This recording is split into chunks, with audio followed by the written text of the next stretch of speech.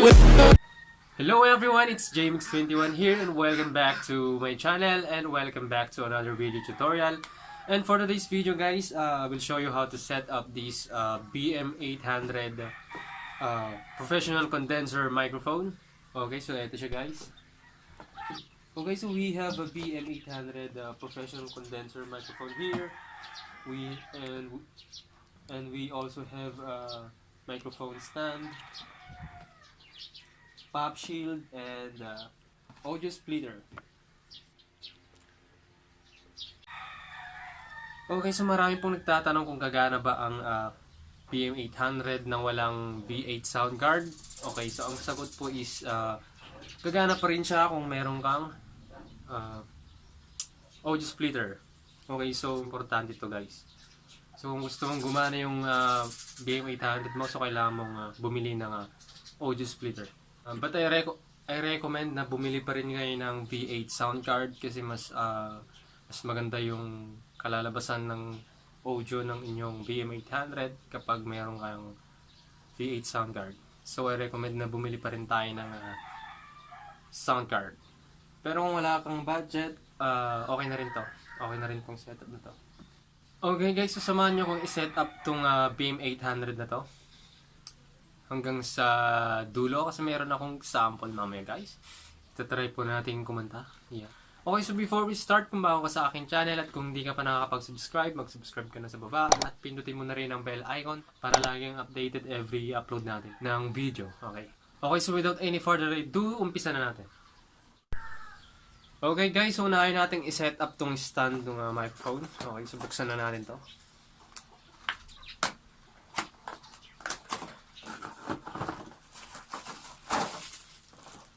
Okay, para sa ating microphone stand, meron tayo ditong pang-ipit.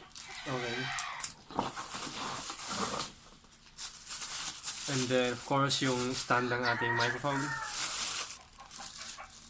And yung holder ng mic. Pero hindi na natin ito magagamit kasi meron tayong shock mount. Okay guys, so iipit lang natin ito dun sa table. And then, dito natin i-attach mamaya itong stand ng microphone. Yan.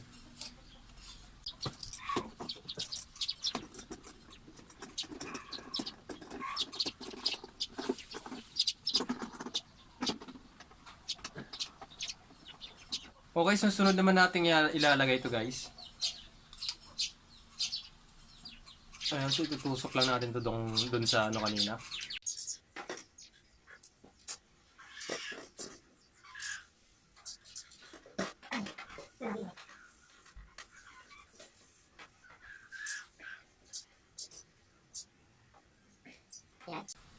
Okay na.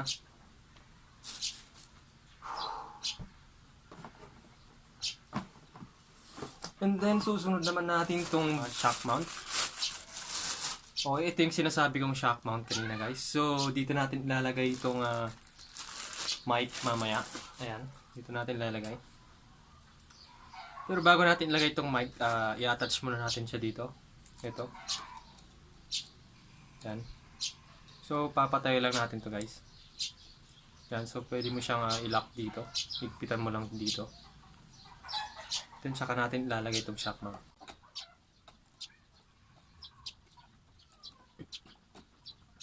Grabe init guys. Okay. Yan. And then ito, adjustable to guys. Pwede mo siyang higpitan dito. Yan, so ganito rin dito guys ha. Kung gusto mo siyang i-adjust, ganyan, ganyan. Pwede yan. Grabe init guys. Pinagpapawisan na ako, sobrang init. Summer na kasi guys. Ayan, so pag okay na, tsaka natin lalagay itong mic dito sa shock mount. Ayan. Then of course, meron din tayong power cord. Okay.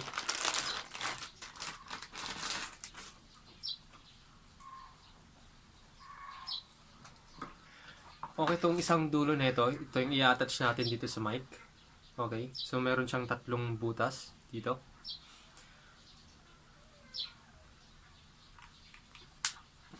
Yan. And sa kabilang dulo naman guys, ito yung i-attach natin dito sa may audio splitter. Ito. So, kailangan talaga natin to guys para gumana tong mic natin. And then, itong audio splitter naman natin guys, meron siyang dalawang port dito. Yan, butas. May dalawang butas. Yung isa is para sa headset, and then yung isa naman is para sa ating microphone. Okay, so may nakalagay dito na icon ng headset and then yung microphone. So, ipapakita natin. Yan. Yan, so hindi masyadong kita guys. Malabo. Okay, basta ganun siya guys. Grabing init. Okay, so i-attach natin itong isang dulo ng power cord natin dito sa audio splitter. Okay, so dito natin siya ilalagay sa may microphone. Yan. And then, ito naman is i-attach natin sa inyong Android phone. Okay.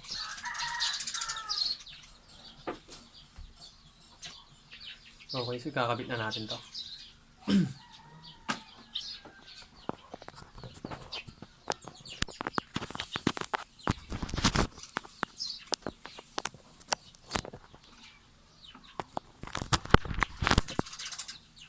Once na kinabit mo yung dulo ng ating power cord guys, mawawala na yung sound ng ating video. Okay. So, kailangan natin ng headset.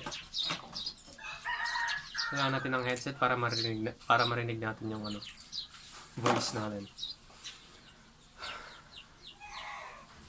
Okay, so itatry natin guys. So, titignan natin yung difference ng walang BM-800 and with BM-800. Okay guys, so ito yung tunog pag hindi pa nakakabit itong ating BM-800 sa Android phone natin. Okay, so ngayon naman ikakabit natin and titignan natin yung difference kapag nakakabit na itong BM-800 natin. Okay, so ito yung tunog ng ating BM-800 guys. Hello, testing mic test. Hello. Hello, it's JMix21 and welcome back sa ating channel. Okay, so okay na humusga guys kung okay naman yung quality ng ating BM-800. Okay guys, so since audio splitter lang yung gamit natin, meron pa rin tayo naririnig na mga unnecessary noise galing dyan sa labas and sa mga ibon. Okay, so I recommend na kailangan din talaga bumili tayo ng V8 sound card. Sa tingin ko mas maganda kapag merong ganun. Mas nalilesen yung unnecessary noise siguro. And pwede nating timplahin yung quality ng voice doon. Kasi pwede nating pahinaan yung volume and at the same time meron siyang echo. Pwede natin siyang lagyan ng echo. Okay. Pero kung sabi ko nga kanina guys, kung wala tayong budget, okay na to. Pwede nang pagtsagaan. And then, try naman natin guys ng merong windscreen. Okay, so try natin. Hello? Testing mic test. Hello? Hello? Yan guys, okay na musiga kung okay naman. Hello? Okay. And then, try naman natin ilagay itong pop shield. Yan.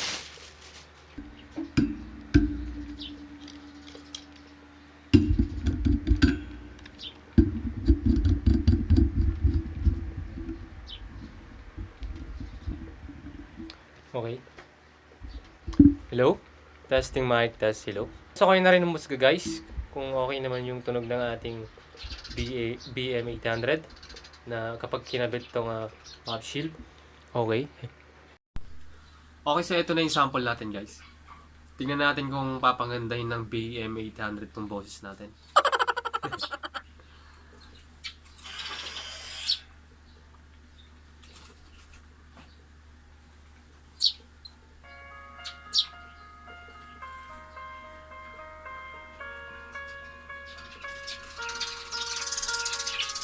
I'm going under in this time of fear, there's no one to save me.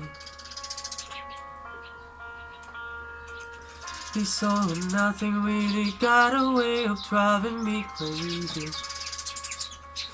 I need somebody to heal, Somebody to know, somebody to have, somebody to hold. It's easy to say, but it's never the same. I guess I kinda like the way you numbed all the pain, and now the day bleeds. Okay guys, so hanggang dito na lang yung video natin, and if you enjoyed watching this video, don't forget to leave your like, and kapag di ka pa nakakapag-subscribe, mag-subscribe ka na rin, and pa-share na rin tong video na to, and see you on my next video. Bye-bye!